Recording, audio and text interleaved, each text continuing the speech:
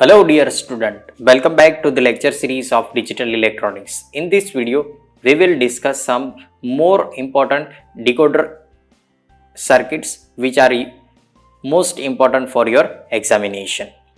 तो हमारा first question है वो कुछ इस तरह से दिया गया है। Design 4 multiply by 16 decoder using 3 jam 8 decoder.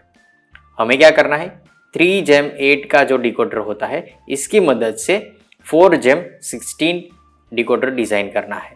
Okay, तो 4 जैम 16 डिकोडर में हमारे पास नंबर ऑफ इनपुट्स 4 है और आउटपुट 16 है। जब भी हम कॉम्बिनेशनल सर्किट डिजाइन करते हैं तो पहला स्टेप करते हैं कि number of input and output check करते हैं। तो यहाँ पे इनपुट 4 है, आउटपुट 16 है। दूसरा स्टेप करते हैं, उसे सिंबल से रिप्रेजेंट करते हैं। तो for example input A B C and D 4 input signal है और आउटपुट में फॉर एग्जांपल y है। इससे हमें क्या मिलेगा, ट्रूथ टेबल मिलेगा। तो ट्रूथ टेबल हमारा कुछ इस तरह से बनेगा जिसमें 4 इनपुट होने की वजह से आपको अलग अलग 16 पॉसिबल कॉम्बिनेशंस मिलेंगे जो कि रहेंगे 0 0 0 0 0 0 0 1। इस तरह से आपका पूरा ट्रूथ टेबल डिजाइन का होगा। ओके, मैं यहाँ पे जल्दी से कंप्लीट करके आपको बता देता हूँ।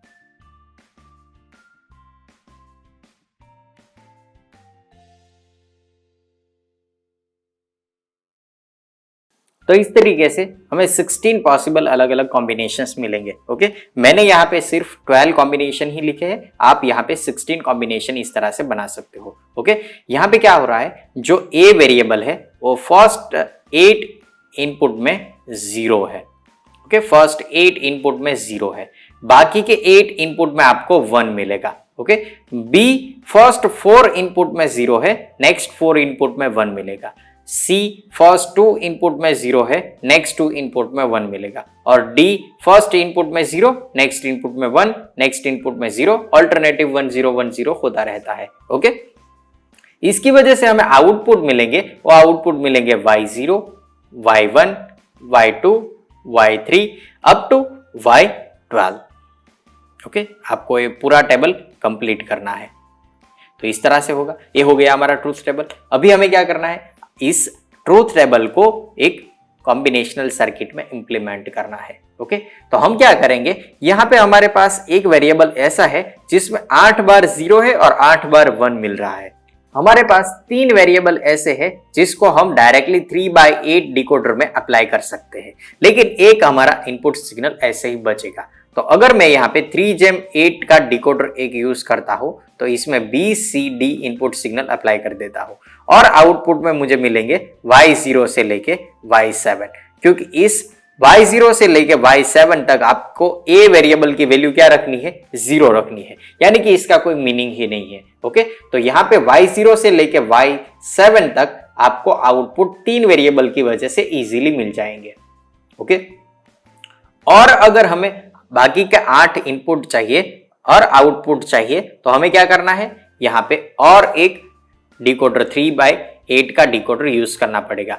तो मैं इसी डिकोडर को एक बार कॉपी करके पेस्ट कर देता हूं। ओके, और इसे मैं यहाँ पे लगा देता हूं। तो क्या होता है, हमारे पास जो फर्स्ट वन जो डिकोडर था उसके 3 input B C and D as it is है यहाँ पे, और आउटपुट में आपको मिलेंगे y8 से लेके y15 आउटपुट सिग्नल। ओके, तो यहाँ पे y8 से लेके y15 आउटपुट आपको मिलेंगे।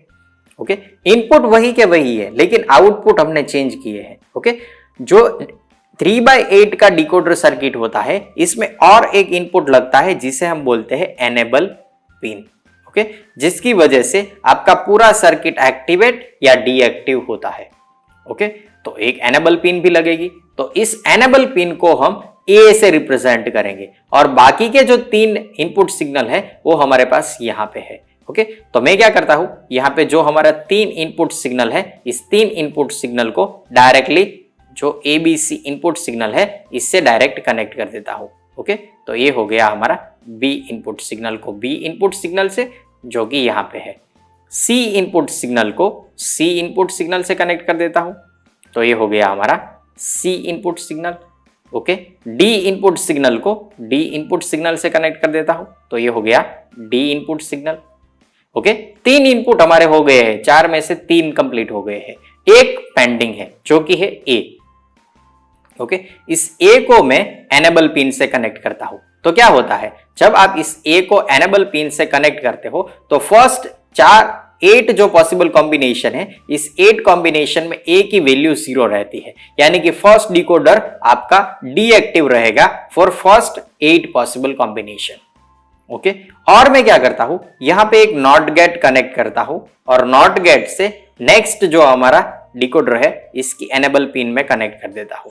तो फर्स्ट 8 इनपुट के लिए अगर एनेबल 1 के डिकोडर 1 के लिए एनेबल की वैल्यू 0 है, तो यहां पे नॉट गेट की वजह से एनेबल डिकोडर 2 की जो एनेबल पिन है इसकी वैल्यू 1 मिलेगी, क्योंकि यहां पे एक नॉट गेट है। तो जो 8 पॉसिबल कॉम्बिनेशन है, इस 8 पॉसिबल कॉम्बिनेशन के लिए सेकेंड डिकोडर काम करता है और जो फर्स्ट 8 पॉसिबल कॉम्बिनेशन है इसके लिए डिकोडर 1 काम करेगा। ओके, तो यहां पे क्या हो रहा है, हमारे पास 4 इनपुट सिग्नल है और आउटपुट में हमें Y0 से लेके Y15 आउटपुट सिग्नल मिल रहे हैं। तो इस तरीके से आप 3/8 के डिकोडर को यूज करके 4 × 16 का डिकोडर डिजाइन कर सकते हैं। ओके, एग्जाम में बहुत बार ऐसे क्वेश्चन पूछे जाते हैं कि अगर आपके पास 2×4 का या 3×8 का डिकोडर है, इससे आपको 4×15 का 4×16 का डिकोडर डिजाइन करना है, तो इस तरीके से आप डिजाइन कर सकते हो। तो ये हो गया हमारा first question. Okay, next question देखते हैं। नेक्स्ट क्वेश्चन क्या है, तो नेक्स्ट क्वेश्चन आपका कुछ इस तरह से दिया गया है, डिजाइन 4 × 16 डिकोडर यूजिंग 2×4 डिकोडर। आपके पास 2×4 के डिकोडर है, आप जितने डिकोडर चाहे इतने डिकोडर को यूज करके 4×16 के डिकोडर डिजाइन करने हैं।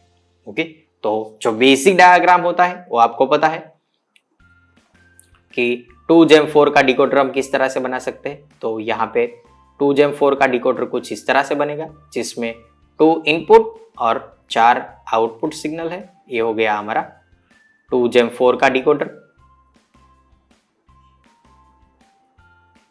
ओके, फॉर एग्जांपल हमें जो आउटपुट सिग्नल चाहिए, आउटपुट हमें जो डिजाइन करना है वो है 4×16 डिकोडर, यानी कि again 4 input signal and 16 output signal.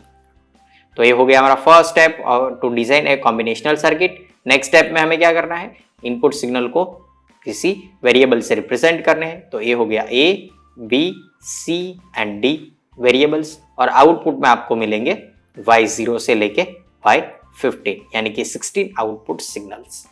Okay, हमारे पास यहाँ पे 2×4 का डिकोडर है और हमें बनाना है 4 × 16 का डिकोडर। तो हम क्या करेंगे, पहले जितने भी आपको आउटपुट सिग्नल चाहिए, इतने आउटपुट सिग्नल के लिए आपको जितने डिकोडर चाहिए 2×4 के वो ड्रॉ कर लो। तो मैं यहां पे इसी डायग्राम को कॉपी पेस्ट कर लेता हूं। ओके, तो ये हो गया फर्स्ट।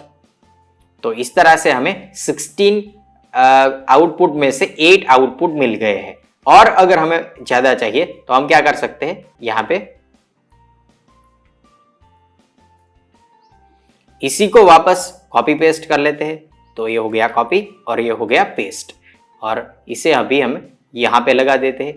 तो यहां पे अभी हमारे पास आउटपुट सिग्नल कितने हुए, Y0, Y1 up to Y15, यानी कि टोटल 16 आउटपुट सिग्नल हमें मिल रहे हैं। लेकिन यहां पे अगर हमें इनपुट सिग्नल देखने हैं तो इनपुट सिग्नल 2 + 2 + 2 + 2 यानी कि 8 इनपुट सिग्नल है, लेकिन हमें कितने चाहिए, 4 ही इनपुट सिग्नल चाहिए। तो हम क्या करेंगे, इन सब को कनेक्ट कर लेते हैं। ओके, इन सब को कनेक्ट कर लेते हैं। तो पहले ये हो गया कनेक्शन, फर्स्ट इनपुट सिग्नल को डायरेक्ट कनेक्ट कर लेते हैं सभी में, और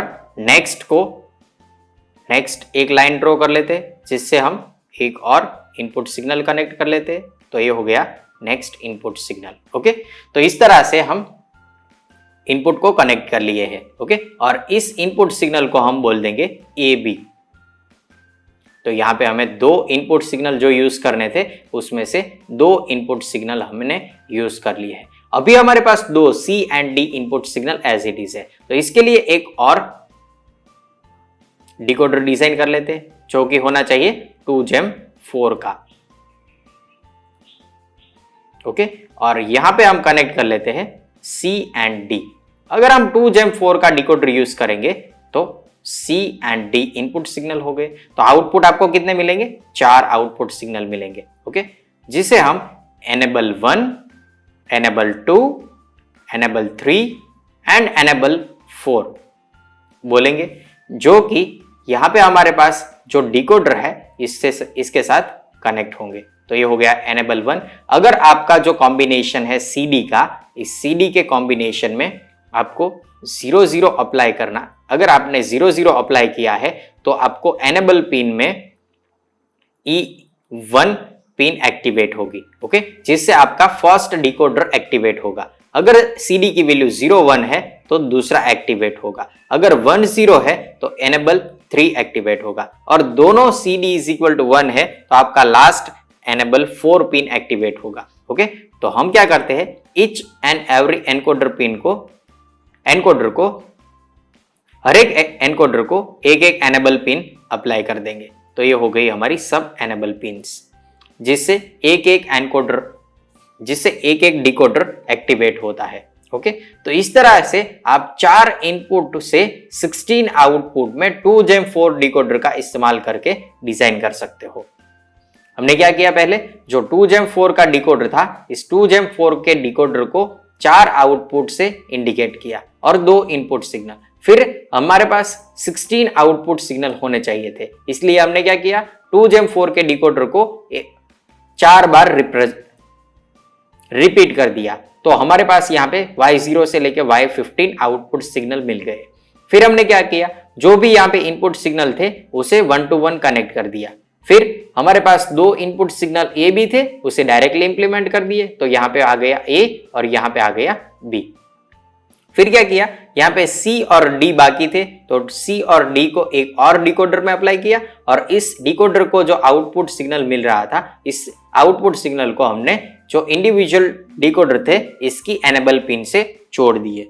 तो अगर हमारे पास यहाँ पे CD इज इक्वल टू कोई ऐसा कॉम्बिनेशन है तो फर्स्ट डिकोडर एक्टिवेट होगा और इसका आउटपुट आपको इस 4 पिन में कुछ मिलेगा। ओके,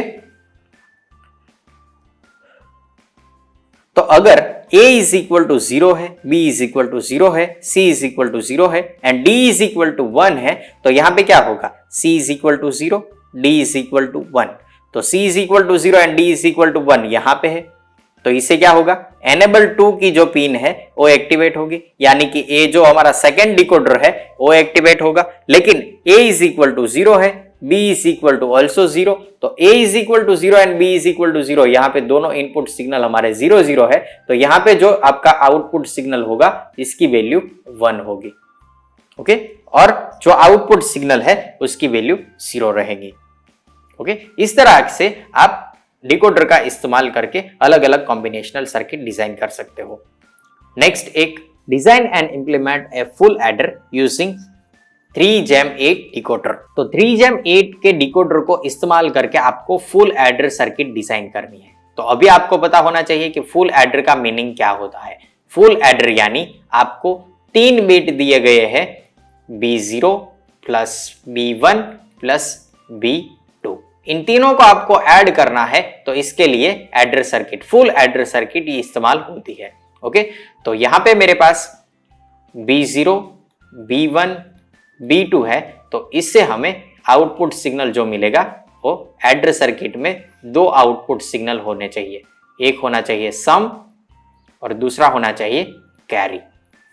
तो इससे हमारा ट्रुथ टेबल कुछ इस तरह से डिजाइन होता है। 3 इनपुट सिग्नल है तो ट्रुथ टेबल में आपको अलग अलग 8 पॉसिबल कॉम्बिनेशंस मिलेंगे, जो कि है 0 0 0 0 0 1, then 0 1 0, then 0 1 1, then 1 0 0, then 1 0 1, then 1 1 0 and last one that is 1 1 1।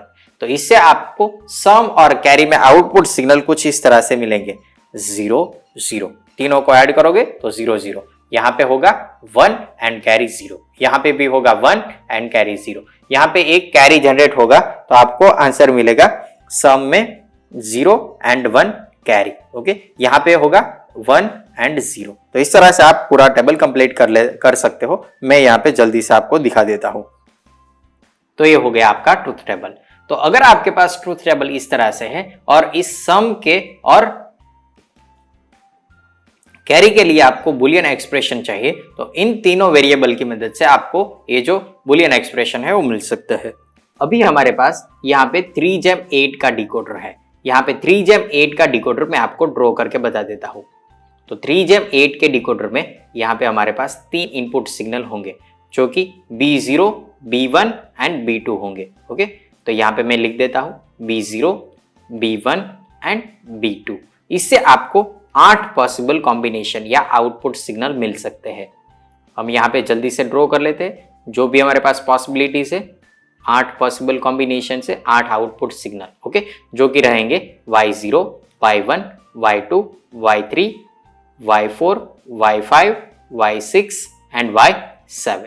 ये हो गया हमारा 3 का डिकोडर।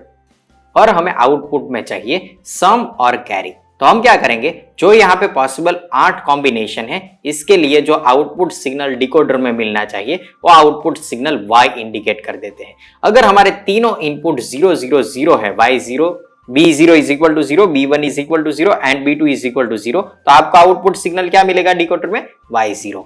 इसी तरह से Y1, Y2, Y3, Y4, Y5, Y6 and Y7, इस तरह से आपको आउटपुट सिग्नल मिलेंगे। ओके, इसी आउटपुट सिग्नल को आपको सम में रिप्रेजेंट करना है। तो सम का बुलियन एक्सप्रेशन क्या मिलेगा आपको? बुलियन एक्सप्रेशन सम का कुछ इस तरह से मिलेगा, सम इज इक्वल टू, सम की कॉलम में यहाँ पे आउटपुट 1 है तो यहाँ पे आपको डिकोडर में से मिलेगा Y1, तो यहाँ पे आपको लिखना है Y1 plus sum is equal to 1 यहाँ पे है तो आपको आउटपुट में डिकोडर मिलेगा Y2, तो हम यहाँ लिखेंगे Y2 प्लस यहाँ पे आपको सम इज इक्वल टू 1 मिल रहा है तो Y3 है तो यहाँ पे लिखेंगे Y3 प्लस यहाँ पे आपको सम 1 मिल रहा है तो यहाँ पे लिखेंगे Y7, तो ये हो गया Y7। इसी तरीके से कैरी की जो बुलियन एक्सप्रेशन होगी वो उसमें मिलेगा आपको Y3 प्लस यहाँ पे मिलेगा Y5 plus Y6 plus Y7। Okay, तो ये हमें बुलियन एक्सप्रेशन मिल गए हैं। अभी हमें क्या करना है, जो हमारे पास बुलियन एक्सप्रेशन है इसकी मदद से हमारे जो डायग्राम है, इस डायग्राम में और गेट से सभी को जोड़ देंगे तो आपको सम और कैरी मिल जाएंगे। ओके, सॉरी यहाँ पे Y4 आएगा। ओके, तो अगर हमें इस सम को यहाँ पे डिकोडर की मदद से इंप्लीमेंट करना है तो हमें क्या करना है, Y1, Y2, Y4, Y7 को और गेट से जोड़ना है। तो हम क्या करेंगे, यहाँ पे एक और गेट ड्रॉ कर लेंगे और इसे बोलेंगे आउटपुट सम। और सम आउटपुट में हमें क्या चाहिए, Y1 चाहिए, तो Y1 को यहां से कनेक्ट कर लेते हैं और गेट में अप्लाई कर देते हैं। ओके, Y2 भी चाहिए तो Y2 हमारा यहाँ पे है तो Y2 को भी यहाँ पे कनेक्ट कर लेते हैं, तो ये हो गया Y2। Y4 भी चाहिए तो Y4 हमारा यहाँ पे है तो Y4 को यहाँ से इस तरह से कनेक्ट कर लेते हैं। और Y7 भी चाहिए तो Y7 को भी और गेट में कनेक्ट कर देते हैं। तो और गेट क्या करेगा, इन सब इनपुट सिग्नल को ऐड कर देगा। तो इस तरह से आपको सम आउटपुट सिग्नल मिलेगा। ओके, कैरी के लिए हमें सिमिलर करना है। कैरी के लिए हमें और गेट एक यूज करना है और यहाँ पे आउटपुट लिख देना है कैरी C। और इसके लिए हमें चाहिए Y3, तो Y3 हमारा यहाँ पे है, Y3 को कनेक्ट कर लेते हैं, ये हो गया हमारा Y3। फिर चाहिए Y5, तो Y5 यहाँ पे है, Y5 को भी कनेक्ट कर लेते हैं, तो ये हो गया Y5। Y6 भी चाहिए तो यहाँ पे आपको मिलेगा Y6। और Y7 चाहिए तो Y7 यहाँ पे ऑलरेडी है तो इसे यहाँ से कनेक्ट कर लेते हैं, तो ये हो गया हमारा कैरी का आउटपुट सिग्नल। क्लियर? तो इस तरह से आप 3 8 के डिकोडर को इस्तेमाल करके फुल एडर डिजाइन कर सकते हो।